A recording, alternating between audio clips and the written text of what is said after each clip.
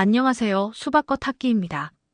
오늘은 사마천의 사기 중에서도 가장 매력적이면서도 아이러니한 편장, 바로 노자한 비열전을 깊이 있게 파헤쳐보려 합니다. 성인 노자와 냉혹한 정치가 한비, 전혀 어울리지 않을 것 같은 두 사람이 왜 한 이불을 덮게 되었는지, 그 안에 숨겨진 운명과 권력, 그리고 도덕적 심판에 대한 이야기를 시작합니다.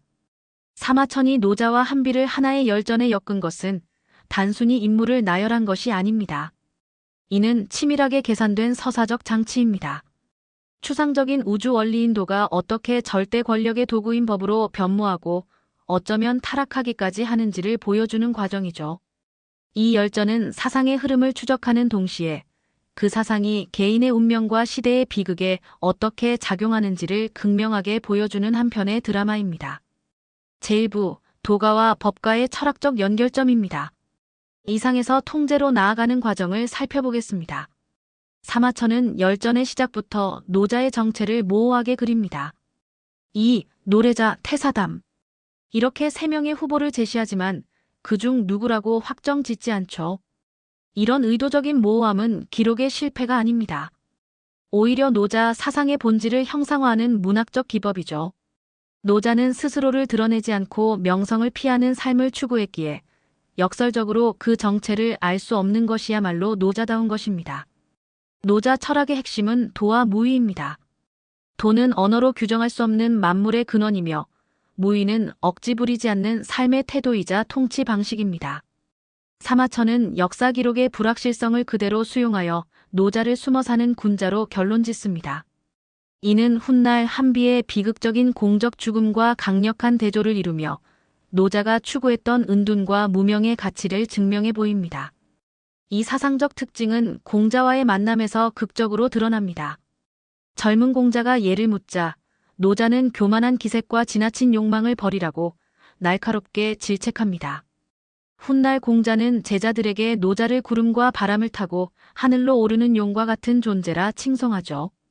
이 일화는 인위적인 예법을 중시하는 육아보다 자연스러운 도가가 더 높은 차원에 있음을 암시합니다. 이제 시선을 한비에게 돌려보겠습니다. 한비는 이사와 함께 순주와 밑에서 공부했지만 스승의 성악설을 계승하면서도 예법 대신 비정한 법을 해법으로 택했습니다. 그는 상항의 법, 신불의 술, 신도의 세를 통합하여 군주 중심의 중앙 집권적 통치 체제를 완성한 법과 사상의 집대성자입니다. 한비는 조국 한나라에 대한 위기감으로 고분과 오두 같은 명절을 지필했습니다. 진시황은 이 글을 보고 감탄하여 글을 얻고자 했죠. 하지만 여기서 역사의 가장 큰 아이러니가 발생합니다. 권력 정치의 최고 이론가였던 한비가 정작 자신은 그 권력 정치의 희생양이 된 것입니다. 그는 진나라로 갔지만 옛 동문, 이사의 질투와 모함에 빠져 옥중에서 비극적인 최후를 맞이합니다. 그렇다면 사마천은 왜 이두를 묶었을까요? 그 열쇠는 황노 사상에 있습니다. 한나라 초기에는 노자의 사상을 법가적 통치술의 기반으로 삼는 황노학이 유행했습니다. 사마천은 한비의 사상이 황노의 근본을 두고 있다고 명시합니다. 한비에게 무의는 은둔이 아니었습니다. 군주가 완벽한 법치 시스템을 구축하면 손가락 하나 까딱하지 않아도 국가가 저절로 돌아가는 상태. 그것이 한비가 재해석한 무의였습니다. 사마천은 하나의 사상이 변질되는 과정을 추적합니다. 노자의 도는 텅 비고 형체가 없으며 깊고 멀다는 순수한 근원에서 시작합니다. 하지만 이것이 현실 정치의 기술로 구체화되고 한비에 이르면 지극히 참혹하고 각박하여 은혜로움이 적은 통제의 도구로 변질됩니다. 사마천은 우주적 조화에 대한 철학이 어떻게 무자비한 권력을 정당화하는 논리로 타락할 수 있는지 경고하고 있는 것입니다. 제2부 시대를 넘어 살아남은 말들입니다. 열전에서 유래한 고사성어들을 통해 서사적 깊이를 더해보겠습니다. 첫 번째 영린입니다. 용의 목 아래 거꾸로 난 비늘을 건드리면 죽음을 면치 못한다는 뜻이죠. 한비는 군주를 설득할 때는 그의 욕망과 두려움, 자존심인 영린을 건드리지 않는 초인적인 섬세함이 필요하다고 했습니다.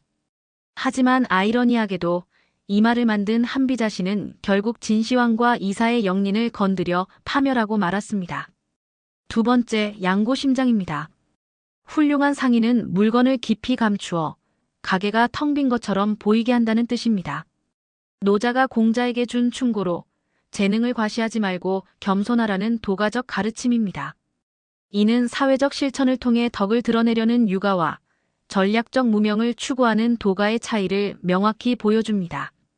세 번째, 여도지죄, 먹다 남은 복숭아의 죄입니다. 미자가 총애를 받을 때는 먹던 복숭아를 왕에게 준 것이 사랑으로 칭송받았지만 총애가 식자 그것이 불경죄가 되었습니다. 한비는 이 일화를 통해 군주의 감정, 즉 인치가 얼마나 변덕스럽고 위험한지 지적하며 객관적인 법치가 왜 필요한지를 역설했습니다. 네 번째, 세난입니다. 설득의 어려움을 뜻하죠. 말을 더듬어 글로써 뜻을 펼쳐야 했던 한비의 고뇌가 담겨 있습니다. 사마천은 한비가 세난을 짓고도 스스로는 그 재앙에서 벗어나지 못했다고 탄식합니다. 지식과 권력 사이의 비극을 상징하는 말입니다. 잠시 화면의 표를 통해 앞서 살펴본 네 가지 고사성어를 정리해 보시길 바랍니다. 영린, 양고심장, 여도지죄, 세난. 각각의 성어에는 인물들의 삶과 철학이 녹아 있습니다. 제3부 태사공의 판결입니다.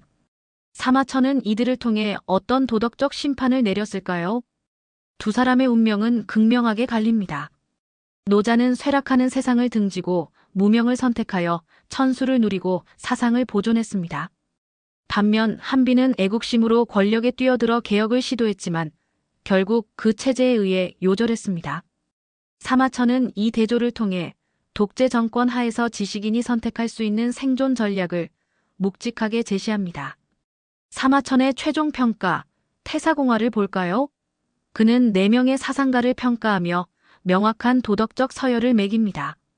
한비에 대해서는 참혹하고 은혜가 적다고 비판한 반면 노자에 대해서는 가장 깊고 멀다며 최상의 가치를 부여합니다. 이는 법가가 도가에서 나왔을지라도 원본의 본질적인 비전을 훼손하고 축소시킨 형태임을 주장하는 것입니다. 이 열전의 절정은 사마천의 개인적인 탄식에 있습니다. 나는 홀로 한비가 세난을 짓고도 스스로는 벗어나지 못했음을 슬퍼한다. 사마천이 한비를 애도하는 것은 권력의 본질을 꿰뚫고도 자신을 구하지 못한 한비의 모습에서 궁영을 당한 닭이 자신의 비극을 보았기 때문입니다. 이 공감이 열전을 단순한 기록 이상의 깊이 있는 성찰로 완성시킵니다. 결론입니다. 노자한비 열전은 사마천의 역사관이 축소된 작은 우주와도 같습니다. 이상과 현실, 지혜와 권모술수, 그리고 생존과 파멸. 사마천은 두 인물을 통해 지성과 폭압이 충돌하는 인간 역사의 영원한 딜레마를 우리에게 묻고 있습니다. 지금까지 수박겉 학기와 함께 사마천의 시선으로 본 노자와 한비 이야기였습니다. 여러분은 난세에 어떤 삶을 선택하시겠습니까? 노자의 은둔인가요? 아니면 한비의 참여인가요? 댓글로 의견 남겨주세요. 시청해주셔서 감사합니다.